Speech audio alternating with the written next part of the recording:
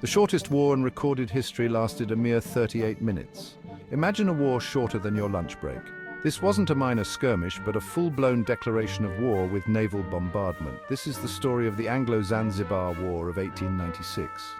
It involved a powerful empire and a small island nation off the coast of East Africa. This conflict offers a glimpse into a pivotal period of history, the age of imperialism. European powers, driven by economic and political ambitions, were expanding their empires across the globe. Often, this expansion came at the expense of smaller, less powerful nations. The Anglo-Zanzibar War, despite its brevity, exemplifies this historical trend. Zanzibar, an island archipelago off the coast of East Africa, was once a major trading center. Its unique position made it a melting pot of cultures and a focal point for merchants from various parts of the world. It was known for its spices, especially cloves, which were highly sought after. The island's fertile soil and favorable climate made it perfect for growing a variety of spices. Zanzibar's strategic location in the Indian Ocean made it a hub for trade routes connecting Asia, Africa, and the Middle East. This network of trade routes facilitated the exchange of goods, ideas, and cultures, making Zanzibar a vibrant and cosmopolitan place. For centuries, Zanzibar thrived on this commerce. The bustling markets were filled with traders and goods from distant lands, creating a lively and prosperous atmosphere. However, Zanzibar's economy relied heavily on a dark chapter in human history, the slave trade. This grim aspect of its past is a stark contrast to the island's otherwise rich and diverse heritage. Thousands of Africans were captured and shipped from Zanzibar to work as slaves in other parts of the world. These individuals endured unimaginable hardships and suffering during their forced journeys and subsequent enslavement. This brutal trade enriched the Sultanate but caused immense suffering. The wealth generated from the slave trade contributed to the opulence of the ruling class, while countless lives were destroyed. The abolition of slavery became a point of contention between Zanzibar and Britain, which had outlawed the practice. Efforts to end the slave trade were met with resistance, but eventually treaties were signed, and the practice was officially abolished, marking a significant turning point in Zanzibar's history. By the 19th century, the British Empire had become a global superpower. The sun never sets on the British Empire was more than just a saying. It was a testament to Britain's vast colonial possessions. Driven by industrialization and a thirst for resources, Britain sought to expand its influence across the globe. The British Navy, the most powerful in the world at that time, played a crucial role in this expansion. British warships patrolled the seas, protecting trade routes and projecting British power. The Royal Navy's dominance was a key factor in Britain's ability to enforce its will on the international stage.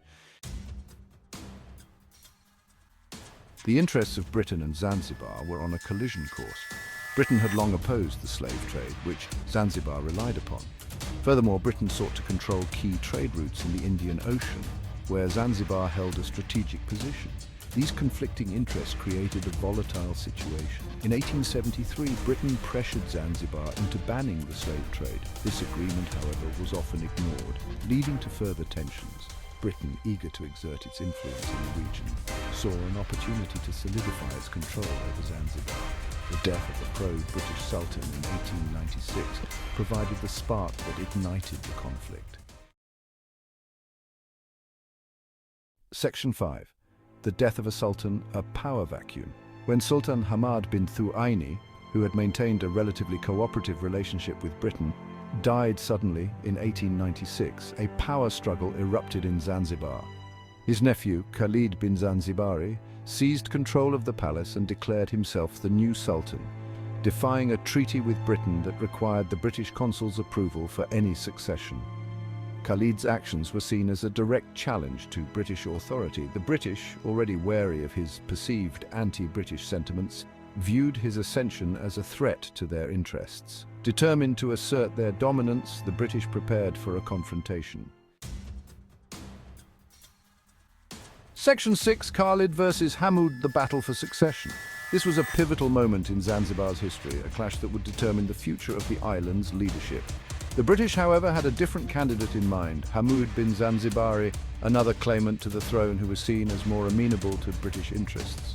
Hamoud was perceived as a more pliable leader, someone who would align with British colonial objectives and ensure their influence remained strong in the region. Hamoud, unlike Khalid, had sought and received the British consul's approval for his claim. This approval was crucial, as it meant he had the backing of a powerful empire, which significantly bolstered his position. This set the stage for a showdown between Khalid, entrenched in the palace, and Hamoud, backed by the might of the British Empire. The tension was palpable, with both sides preparing for a confrontation that seemed inevitable. The British issued an ultimatum to Khalid's surrender by 9 a.m. on August 27, 1896, or face the consequences. This ultimatum was a clear indication of the British determination to install their preferred candidate on the throne. Khalid, seemingly misjudging the gravity of the situation and underestimating British resolve, refused to comply. He believed that his position within the palace and his loyal forces would be enough to deter any British aggression. He fortified the palace and rallied his forces, believing he could withstand a British attack. Khalid's decision to resist set the stage for a dramatic and historic confrontation, one that would be remembered for its intensity and the swift resolution that followed. Section 7.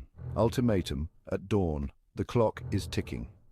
As the morning of August 27th dawned, tensions in Zanzibar reached a fever pitch. British warships, their cannons at the ready, took position in the harbour facing the Sultan's palace. On board those ships, sailors prepared for battle, the air thick with anticipation. On shore, Khalid's forces, outnumbered and outgunned, braced for the inevitable. The ultimatum's deadline, 9 a.m., arrived. The British, true to their word, commenced their bombardment. Shells rained down on the palace and surrounding fortifications, the deafening roar of naval artillery echoing across the harbour. Section 8. 38 minutes of fury. A naval bombardment. The bombardment was swift and merciless. British warships unleashed their firepower on the palace, reducing much of it to rubble within minutes. Zanzibar's defences, hopelessly outmatched, crumbled under the onslaught. The few artillery pieces Khalid possessed were quickly silenced.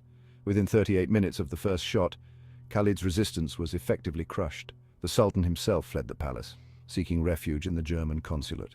The brief but intense bombardment left a trail of destruction and marked the end of the Anglo-Zanzibar War. Section 9. Aftermath and Consequences. A British Protectorate.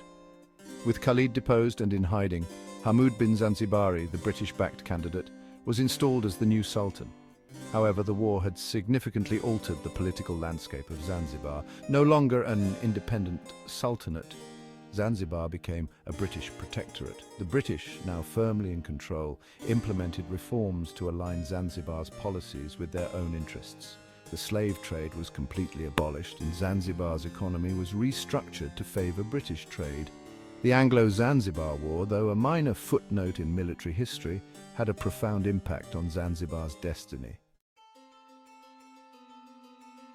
Section 10. Reflections on a short war. Lessons learned. The Anglo-Zanzibar War, despite its brevity and seemingly lopsided nature, offers valuable insights into the dynamics of power, imperialism, and the consequences of miscalculation. Khalid's misjudgment of British resolve and his overestimation of his own strength led to his swift downfall. The war also highlights the brutal realities of the age of imperialism.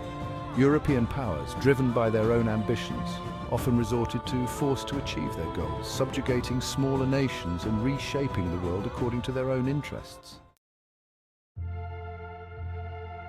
Section 11. The End of an Era. Zanzibar's Fate. The Anglo-Zanzibar War marked the end of an era for Zanzibar. This brief but intense conflict, lasting only 38 minutes, was the shortest war in history, yet its impact was profound and far-reaching. Once a powerful trading nation, Zanzibar was renowned for its bustling ports and vibrant trade routes. It was a hub for spices, ivory, and slaves, connecting Africa to the Middle East and beyond.